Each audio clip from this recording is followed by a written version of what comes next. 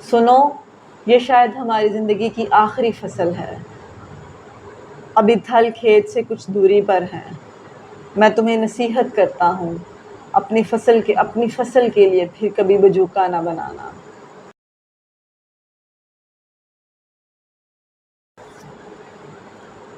ہم ایک بار پھر حاضر ہیں آپ کی خدمت میں ایک نئی کہانی کے ساتھ، ایک نئے نام اور کچھ نئے سوالات کے ساتھ۔ میں ہوں صبا نذیر، میرے ساتھ موجود ہیں خضر عباس۔ ہم اپنی نشست کا آغاز کرتے ہیں ایک کہانی کے ساتھ، پھر ہم اس کہانی سے مزید سوالات کی طرف چلیں گے، جس میں ہم سوالات کے جوابات خضر عباس سے پوچھیں گے۔ جی خضر عباس۔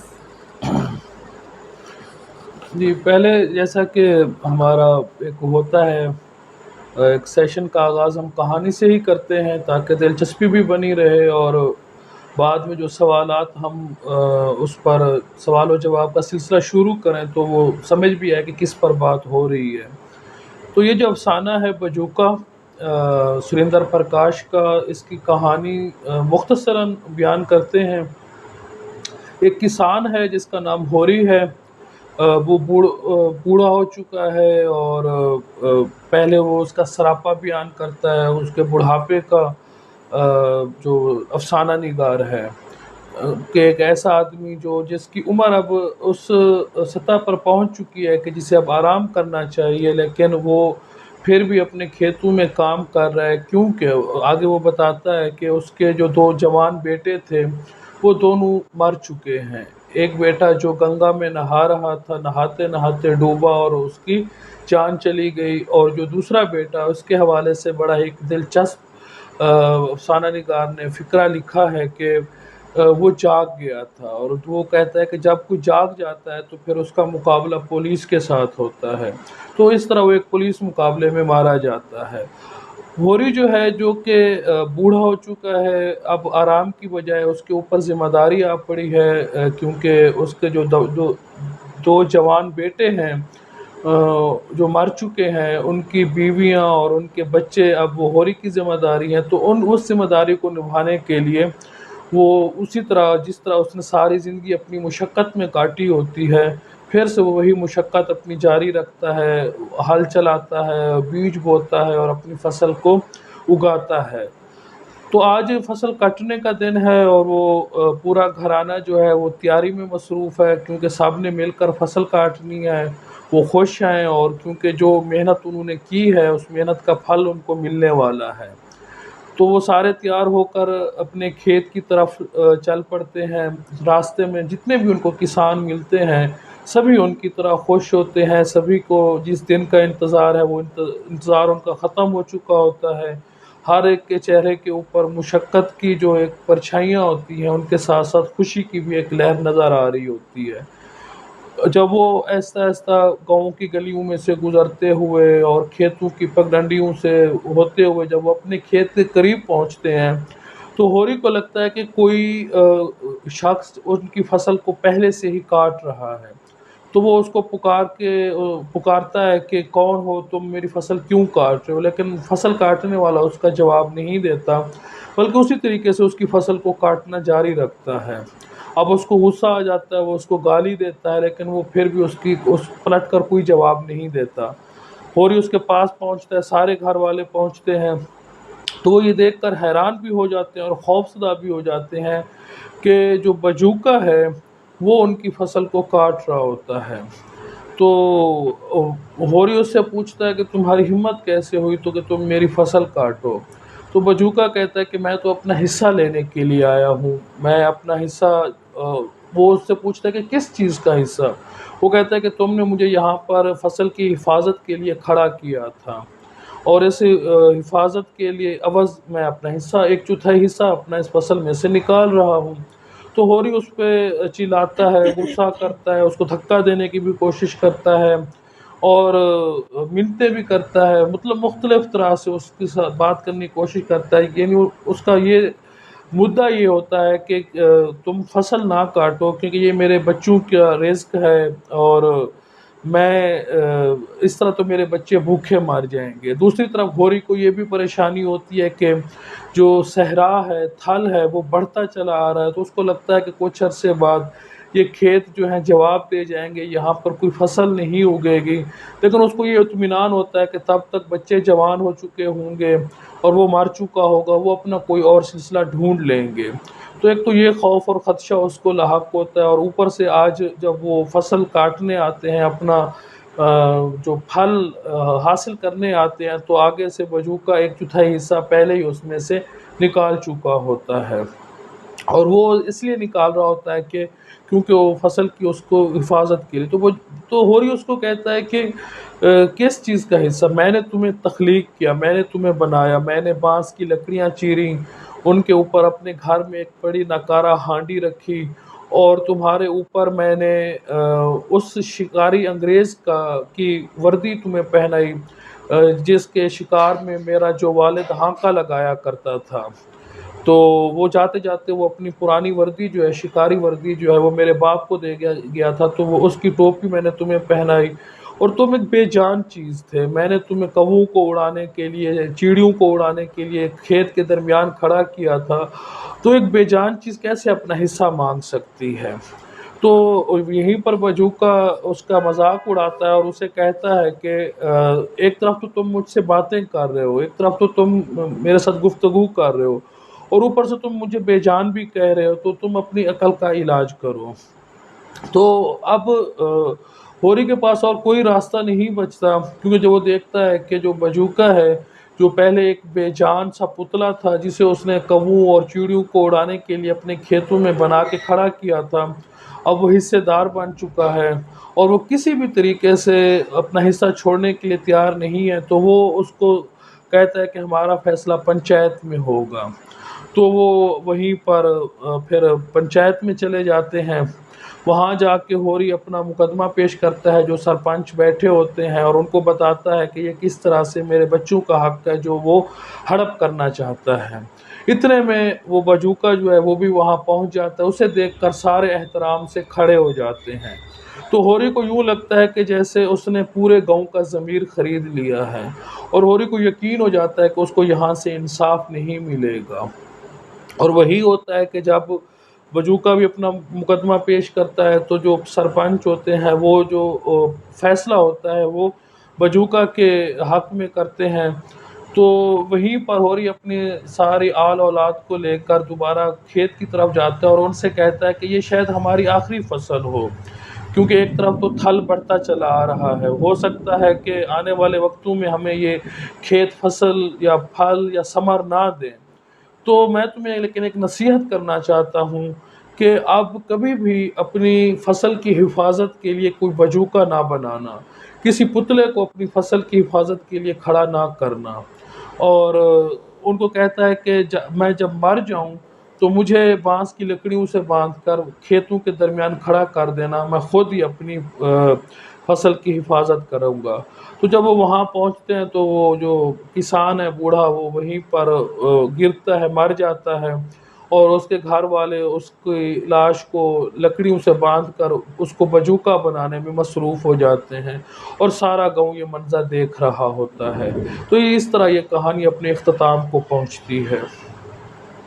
کہانی تو آپ نے سنا دی، سنسنی خیز سنسنی پھیلا دی۔ چلیں آپ اب ایک جو سوال میرے ذہن میں کہانی سن کے بھی اور پڑھ کے بھی آیا کہ بجوکا کیا ہے اور کس طرح وہ حصے دار بن گیا اپنی فصل کا۔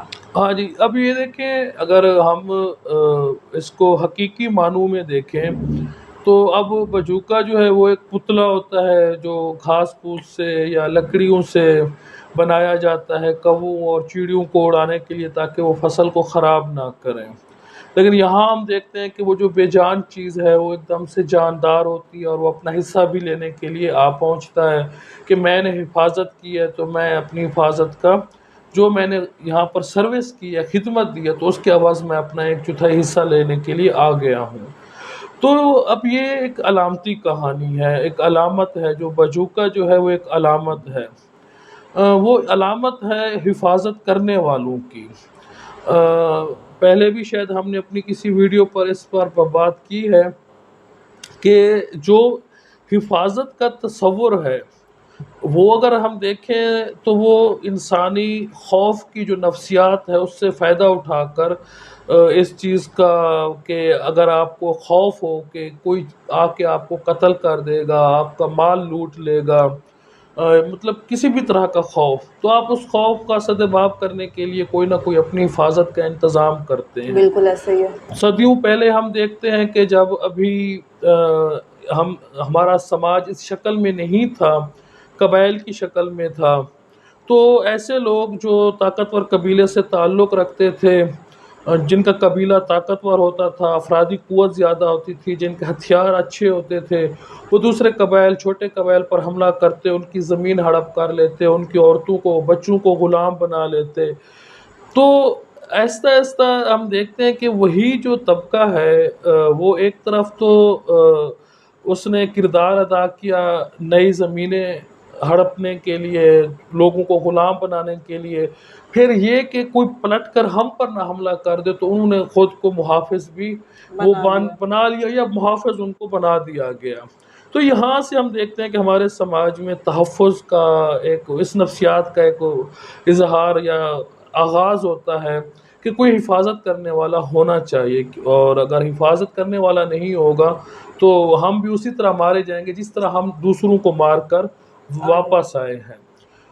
سماج نے شکلیں بدلی، ارتقا کرتے کرتے ہم یہاں تک پہنچے، تو اب حفاظت کرنے والے کئی طرح کے ہیں، کیونکہ اب ہماری صرف یہ نہیں ہے کہ صرف ہمارے پاس زمین کا ایک ٹکڑا ہے یا ہمارے پاس کچھ محدود وسائل ہیں تو صرف ایک خاص طبقہ ہی، اب شکلیں بدل گئی ہیں۔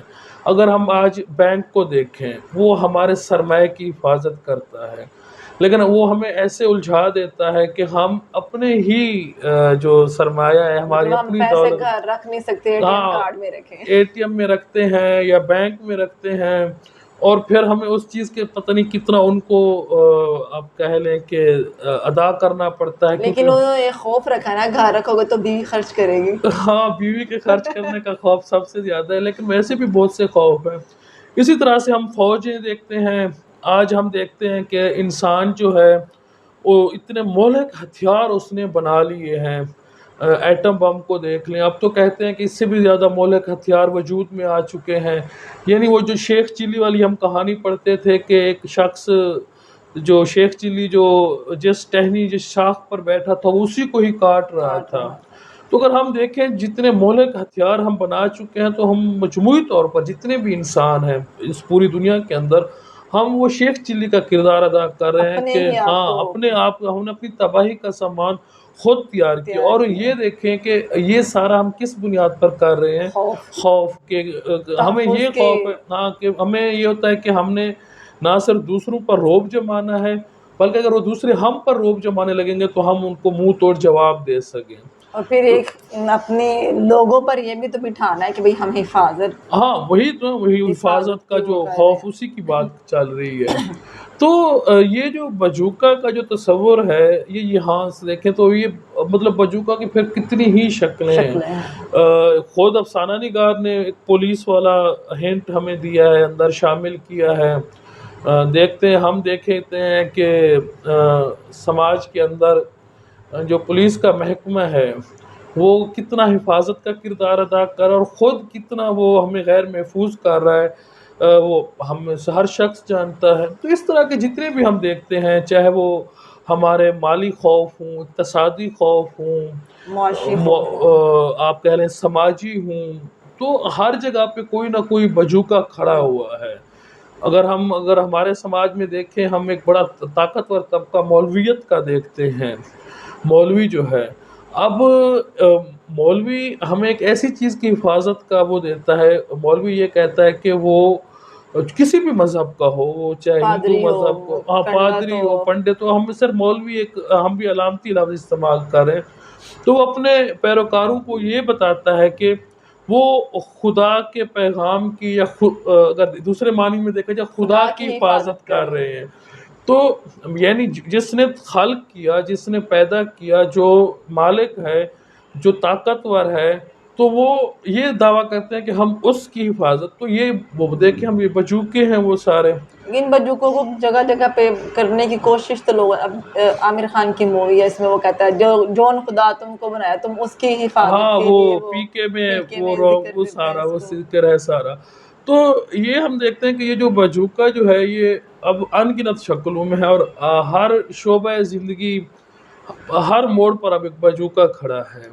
چلیں خضر، بجوکا پہ تو ہم نے کافی بات کی اور بتا کر لیا آپ سے بجوکا کہ اب ہم یہ بتائیں کہ بار بار کہانی میں نے خود بھی پڑھا ذکر آتا ہے کہ تھل چڑھے آ رہے ہیں، ہاں جی. یا تھل کا جو بار بار ذکر ہے وہ تو صحرا ہے، ریت ہے، تو اس سے کیا مطلب افسانہ نگار اب بتانا چاہ رہے ہیں؟ تھل کا بھی یہاں پر اگر ہم دیکھیں نا تو ایک تو دو پہلو جو مجھے سمجھ آئے ہیں پڑھتے ہوئے. ظاہر ہے ہر کسی کا اور بھی ہاں نظریہ کچھ ہو سکتا ہے. کچھ بھی ہو، کوئی بھی نکال سکتا ہے. دو پہلو میرے ذہن میں آتے ہیں اس کو پڑھتے ہوئے. ایک تو ہے ماحولیاتی حوالے سے، جیسا کہ ہم دیکھ رہے ہیں کہ اب ہمارے خطے میں پانی کے مسائل، اور ہم یہ بھی سنتے چلے آ رہے ہیں کہ آنے والے زمانے میں پانی کے حوالے سے جنگوں کا بھی خدشہ ہے. اس کی وجہ یہ نہیں کہ فطرت میں پانی کی کمی ہو گئی ہے، بلکہ جس طریقے سے ایک آپ ہم کہہ لیں کہ عدم مساوات پیدا کر دی گئی ہے پانی کے اوپر. تقسیم کو. ہاں جو ڈیم کا اب ہم جس طرح سے ڈیم بنا کے دریاؤں کے اوپر باندھ دیے گئے ہیں. اب ہم اپنے شہروں کو دیکھتے ہیں، اپنے دیہاتوں میں دیکھتے ہیں کہ گھروں سے لے کر گلیوں تک کنکریٹ بچھا دی گئی ہے کہ پانی جو بارش کی صورت میں اگر برسے تو وہ اس زمین میں اس پر جذب نہیں ہو سکتا کہ جذب ہو اور ہمیں دوبارہ وہ مل سکے. تو ہم نے اپنی ترقی یا اپنی آپ کہہ لیں آسائشوں کے لیے جو سامان ہم نے کھڑے کیے ہیں تو اس نے پانی کے نظام میں گڑبڑ. اور دوسرا جو ہے وہ سیاسی حوالوں سے کہ دریا، اگر یہ پچھلے دنوں ابھی پاکستان اور انڈیا کا جو مسئلہ چل رہا ہے ابھی تک، اور یہ صرف یہاں پر نہیں ہے اور بھی کئی جگہوں پر ہے کہ جہاں بھی ایک دریا دو ملکوں یا تین ملکوں میں سے گزرتا ہے تو کہیں نہ کہیں جو اپ سٹریم پر بیٹھا ہوتا ہے وہ روکنے کی جی کوشش ڈاؤن سٹریم والوں کو یہ ضرور باور کراتا رہتا ہے کہ میں تمہارے پانی پر قدرت رکھتا ہوں. تو اب ان ساری سیاسی اور ہم کہہ لیں کہ آسائشی ان کو دیکھتے ہوئے ہم دیکھتے ہیں کہ جو نظام ہے وہ فطرت کا وہ بگڑ رہا ہے. یہ چائنا میں جو ڈیم بنا اس کے بارے میں کہا جاتا ہے کہ اس نے تو پورا ہاں وہ بھی انوائرمنٹ. سنا ہے، وہ بھی اس پر میں نے پڑھا نہیں ہے، اس کو ڈیٹیل سے سنا ہے اس کے حوالے سے بھی. تو ابھی اس طرح کی اور بھی ان گنت چیزیں ہیں. تو پورا ہمارا جو ایک ماحولیاتی وہ تبدیل ہو رہا ہے. تو ہم دیکھتے ہیں کہ اب اس چیز سے کیا ہوگا، اس چیز سے یہی ہوگا کہ جب زمین کی نمی کم ہوگی تو صحرا بڑھے گا، سرخیزی کم ہوگی، بنجر پن زیادہ آئے گا اور انسان جو ہے وہ قحط سالی کی طرف جائے گا. ایک تو یہ ماحولیاتی پہلو بھی لگتا ہے. لیکن جو افسانہ نگار نے اس حوالے سے واضح نہیں کیا، اس نے دو جگہوں پر افسانے میں ذکر کیا ہے تھال کا، لیکن اس نے واضح نہیں کیا کہ وہ کس طرف اس چیز کو لے کر آ رہا ہے ماحولیاتی حوالے سے. لیکن ہم افسانے کے اگر مجموعی تاثر کو دیکھیں تو اس میں ماحولیاتی حوالہ اس طریقے سے فٹ نہیں بیٹھتا. تو یہاں پر جو صحرا ہے وہ استحصال کے اس میں نظر آتا ہے کہ جس طریقے سے استحصال کیا جاتا ہے اور جس طریقے سے بجوکا آ جاتا ہے اس کسان کے سر پر آ جاتا ہے، تو اس طریقے سے جو استحصال کی جو ایک صحرا ہے وہ بھی تو ہمیں بنجر کر رہا ہے. ایک طرف ہم دیکھتے ہیں دنیا کا ایک رخ ہم یہ دیکھتے ہیں کہ چمکتی دھمکتی دنیا ہے، زرق برق کی رنگینیاں ہیں، کھانے کی اتنی بہتات ہے کہ ہم دیکھتے ہیں کہ فرش سے لے کر چھت تک جو بڑے بڑے سٹور ہیں وہ بھرے ہوئے ہیں. اور دوسری طرف ہم دیکھتے ہیں کہ ایسے بھی ممالک ہیں جہاں معصوم بچے بھوک سے مر رہے ہیں اور بیماریوں سے مر رہے ہیں. تو یہ استحصال کا صحرا بھی ہو سکتا ہے. تو یہ دو پہلو مطلب میرے اس میں سے. اچھا یہ تو اوور آل چیزیں تھیں جو افسانے کے اندر تھی. ایک سوال میرے ذہن میں بھی آیا جب میں پڑھی تھی. شروع میں وہ ذکر کرتا ہے کہ جو ہماری بھگوان نے انسان کو جھوٹ کی نعمت عطا کی ہے کہ وہ مطلب اپنے جھوٹ کو سچ ثابت کرنے کے لیے کوشاں رہتا ہے اور وہ اسی جھوٹ کے لیے جی رہا ہوتا ہے. اس سے مطلب کیا مراد ہے کہ انسان کس طرح جھوٹ کو اپنے وہ اگر ہم یہ دیکھیں افسانہ نگار نے جو نعمت کا لفظ استعمال کیا یا یہ کہا کہ یہ انسان کے لیے ایک سہولت ہے، ایک آسائش ہے، اس کا ہم دیکھتے ہیں کہ ہم میں سے ہر انسان، ہر عام انسان وہ اپنی ناکامیوں کا اس طریقے سے سامنا نہیں کر پاتا۔ اگر ہم اپنی ناکامیوں کا سامنا کرنا شروع کر دیں تو ہو سکتا ہے کہ ہم کامیابیوں کی طرف بھی جائیں، ہو سکتا ہے کہ ہم پاگل بھی ہو جائیں۔ اور کامیابی سے بھی تو ڈر لگتا ہے نا۔ ہاں، پاگل ہونے کا جو ہے وہ زیادہ رہتا ہے، کیونکہ اگر آپ مسلسل یہ دیکھتے ہیں کہ آپ ہر طرف اندھیرے میں گھرے ہوئے ہیں اور روشنی کی کوئی کوئی کرن نہیں کرن ہے، باقی نہیں ہے۔ تو آپ یقیناً خودکشی کی طرف جائیں گے یا ایسا کوئی قدم اٹھائیں گے۔